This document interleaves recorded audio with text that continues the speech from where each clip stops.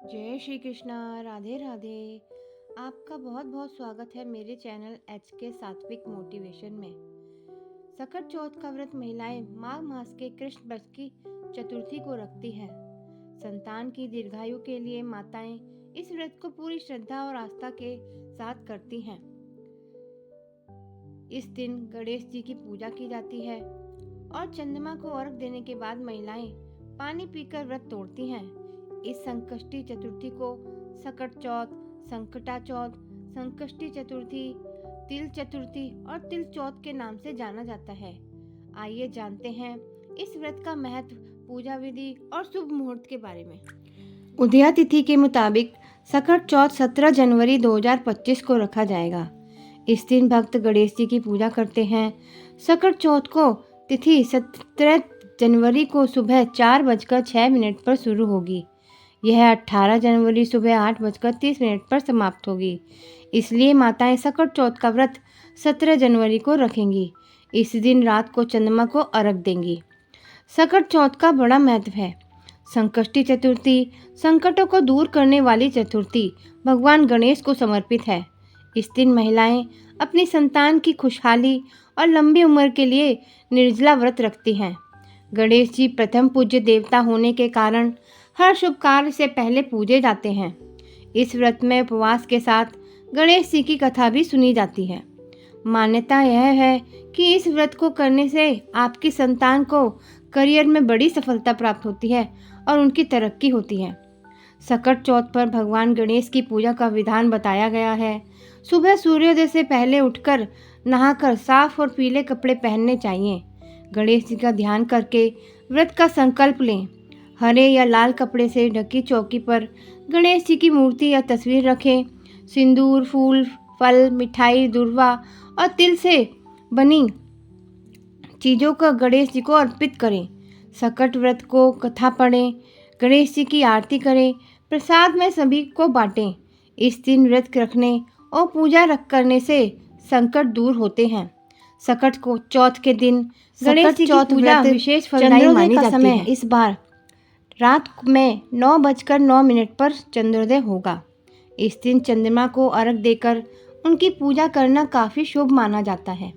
ऐसा माना जाता है कि इस समय पूजा करने से भक्त को चंद्रमा की कृपा बरसती है और संतान की लंबी आयु होती है। इस तिथि को तिल चतुर्थी, संकष्टी चतुर्थी और माघी चतुर्थी भी कहा जाता है। इस दिन भगवान गणेश, चंद्रदेव और माता सकट की उपासना करने का विधान बताया गया है। जो कोई भी इस दिन श्री गणपति की उपासना करता है उसके जीवन के संकट टल जाते हैं। साथ ही संतान की प्राप्ति होती है और संतान संबंधी सभी समस्याएं दूर हो जाती हैं। आइए सुनते हैं माघ मास के कृष्ण पक्ष की चतुर्थी व्रत कथा। ऋषि शर्मा नामक ब्राह्मण की कथा। पार्वती जी ने पूछा कि हे वत्स, माघ महीने में किस गणेश की पूजा करनी चाहिए तथा इसका क्या नाम है? इस दिन पूजन में किस वस्तु का नैवेद्य अर्पित करना चाहिए और क्या आहार ग्रहण करना चाहिए? इसे आप सविस्तार बतलाने की कृपा करें। गणेश जी ने कहा, हे माता, माघ में भालचंद्र नामक गणेश की पूजा करनी चाहिए। उनका पूजन षोडशोपचार विधि से करना चाहिए। हे माता पार्वती, इस दिन तिल के 10 लड्डू बना लें। 5 लड्डू देवता को चढ़ावें और शेष 5 ब्राह्मण को दान दे देवें। ब्राह्मण की पूजा भक्तिपूर्वक करके उन्हें दक्षिणा देने के बाद उन 5 लड्डुओं को उन्हें प्रदान कर दें। हे देवी, तिल के 10 लड्डुओं का स्वयं आहार करें। इस संबंध में मैं आपको राजा हरिश्चंद्र का वृतांत सुनाता हूँ। सतयुग में हरिश्चंद्र नामक एक प्रतापी राजा हुए थे। वे छात्र धर्म में पटु, सरल स्वभाव और सत्यनिष्ठ और विद्वान ब्राह्मणों के पूजक थे। हे देवी, उनके शासक काल में अधर्म नाम की कोई वस्तु नहीं थी। उनके राज्य में कोई अपाहिज, दरिद्र या दुखी नहीं था। सभी लोग आदि व्याधि से रहित एवं दीर्घायु होते थे। उन्हीं के राज्य में एक ऋषि शर्मा नामक तपस्वी ब्राह्मण रहते थे। एक पुत्र की प्राप्ति होने के बाद भी वे स्वर्गवासी हुए। पुत्र का भरण पोषण उनकी पत्नी करने लगी। वह विधवा ब्राह्मणी भिक्षाटन के द्वारा अपने पुत्र का पालन पोषण करती थी। उस ब्राह्मणी ने माघ मास की संकटा चतुर्थी का व्रत किया। वह पतिव्रता ब्राह्मणी गोबर से गणेश जी की प्रतिमा बनाकर सदैव पूजन किया करती थी। हे पार्वती, भिक्षाटन के द्वारा ही उसने पूर्वोक्त रीति से तिल के 10 लड्डू बनाए। इसी बीच उसका पुत्र गणेश जी की मूर्ति अपने गले में बांधकर स्वेच्छा से खेलने के लिए बाहर चला गया। तब एक नरपिशाच कुम्हार ने उस ब्राह्मणी के 5 वर्षीय बालक को जबरन पकड़कर अपने आवों में छोड़कर मिट्टी के बर्तनों को पकाने के लिए उसमें आग लगा दी। इधर उसकी माता अपने बच्चे को ढूंढने लगी। उसे न पाकर वह बड़ी व्याकुल हुई। तब ब्राह्मणी विलाप करती हुई गणेश जी की प्रार्थना करने लगी। हे गणेश जी, विशाल शरीर वाले, हे सूर्य नारायण की लाली के सदृश कांतिशाली, हे सुंदर जटा समूह को धारण करने वाले, आप इस दुखिनी की रक्षा कीजिए। हे गजानन, हे 4 भुजाधारी, हे मस्तक में चंद्रमा को धारण करने वाले, हे विनायक, हे अनाथों के नाथ, हे वरदायक, मैं पुत्र के वियोग में व्यथित हूँ, आप मेरी रक्षा कीजिए। वह ब्राह्मणी इसी प्रकार आधी रात तक विलाप करती रही। प्रातःकाल होने पर कुमार अपने पके हुए बर्तनों को देखने के लिए आया और इससे भी अधिक उसने आश्चर्य उसे जब हुआ तो उसमें बैठे हुए एक खेलते हुए बालक को देखा। ऐसी अद्भुत घटना देखकर वह भयवश कांपने लगा और इस बात की सूचना उसने राज्य दरबार में दी। उसने राज्य सभा में कुकृत्य का वर्णन कर दिया। कुमार ने कहा कि हे महाबाहु, हे प्रज्वलनशील अग्नि के समान तेजवान, हे महाराज हरिश्चंद्र, मैं अपने कुकर्म दुष्कर्म के लिए वध के योग्य हूँ। उसने आगे कहा, हे महाराज, कन्या के विवाह के लिए मैंने कई बार मिट्टी के बर्तन पकाने के लिए आवा लगाया, परंतु मेरे बर्तन कभी नहीं पके और सदैव कच्चे ही रह गए। तब मैंने भयभीत होकर एक तांत्रिक से इसका कारण पूछा। उसने कहा कि चुपचाप किसी लड़के की तुम बलि चढ़ा दो, तुम्हारा आवा पक जाएगा। मैंने सोचा कि किसके बालक की बलि दूं, जिसके बालक की भी बलि दूंगा वह मुझे क्यों न जीवित छोड़ेगा। इसी भय से हे महाराज, मैंने दृढ़ निश्चय किया कि इसे ही बैठाकर आग लगा दूंगा। मैंने अपनी पत्नी से परामर्श किया कि ऋषि शर्मा ब्राह्मण मृत हो गए हैं। उनकी विधवा पत्नी भीख मांगकर अपना गुजारा करती है। अरे, वह लड़के को लेकर क्या करेगी? मैं यदि उसके पुत्र की बलि दे दूं तो मेरे बर्तन पक जाएंगे। मैं इस जघन्य कर्म को करके रात में निश्चित होकर सो गया। प्रातः जब मैंने आवा खोलकर देखा तो क्या देखता हूँ कि उस लड़के को जिस स्थिति में बैठा गया था वह उसी तरह निर्भय भाव से बैठा है। उसमें जांघ भर पानी भरा हुआ है। इस भयावह दृश्य से मैं कांप उठा और इसकी सूचना मैंने आपके पास लेकर आया हूँ। कुम्हार की बात सुनकर राजा बहुत ही विस्मित हुआ और उस लड़के को देखने के लिए आए। बालक को प्रसन्नता पूर्वक खेलते देखकर मंत्री से राजा ने कहा कि यह क्या बात है, यह किसका लड़का है, इस बात का पता लगाओ। इस आवे में जांग भर जल कहाँ से आया, इसमें कमल के फूल कहाँ से खिल गए। इस दरिद्र कुम्हार के आवे में वैदुर्य मणि के समान हरी हरी दूब कहाँ से उग गई। बालक को ना तो आग की जलन हुई है और ना तो इसे भूख प्यास ही है। यह आवे में भी वैसा ही खेल रहा है मानो अपने घर में खेल रहा हो। राजा इस तरह की बात कह ही रहे थे कि ब्राह्मणी वहां बिलखती हुई आ पहुंची। वह कुमार को कोसने लगी। जिस प्रकार गाय अपने बछड़े को देखकर रंभाती है, ठीक वही अवस्था उस बुढ़िया की थी। वह बुढ़िया बालक को गोद में लेकर प्यार करने लगी और कांपती हुई राजा के सामने बैठ गई। राजा हरिश्चंद्र ने पूछा कि हे ब्राह्मणी, इस बालक के न जलने का क्या कारण है? क्या तू कोई जादू जानती है अथवा कोई धर्माचरण किया है जिसके कारण बच्चे को आँच तक नहीं आई?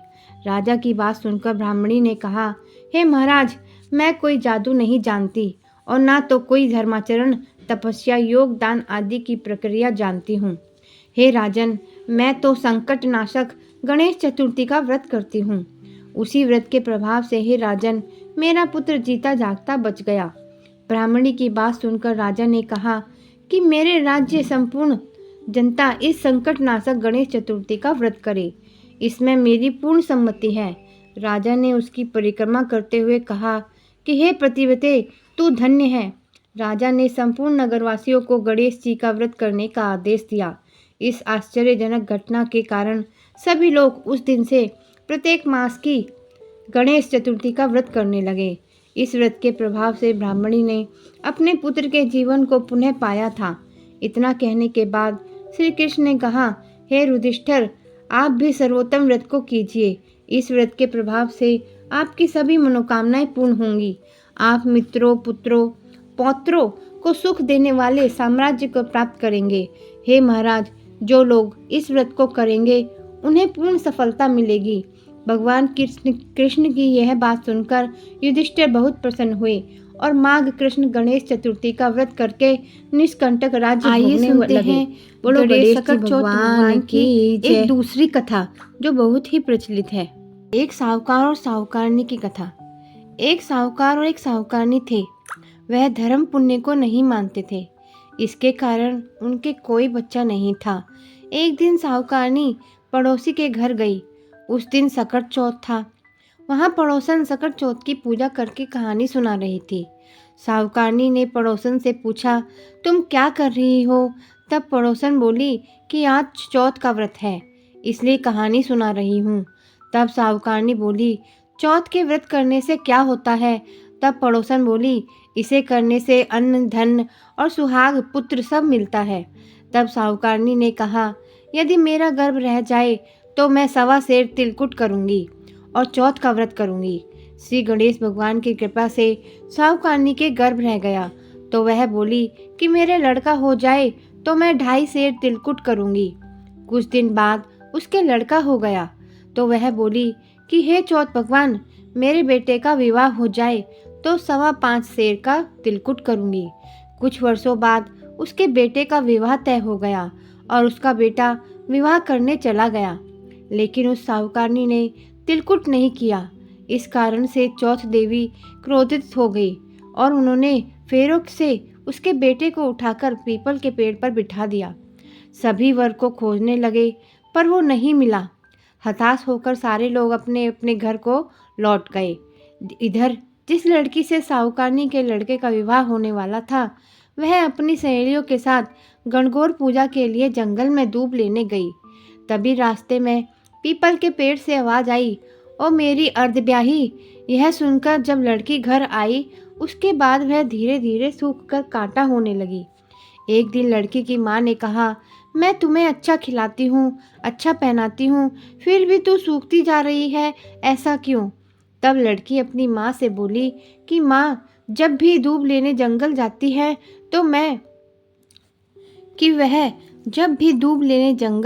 है तो पीपल के पेड़ से एक आदमी बोलता है कि ओ मेरी अर्धब्याही। उसने मेहंदी लगा रखी है और सेहरा भी बांध रखा है। तब उसकी माँ ने पीपल के पास जाकर देखा, यह तो उसका जमाई ही है।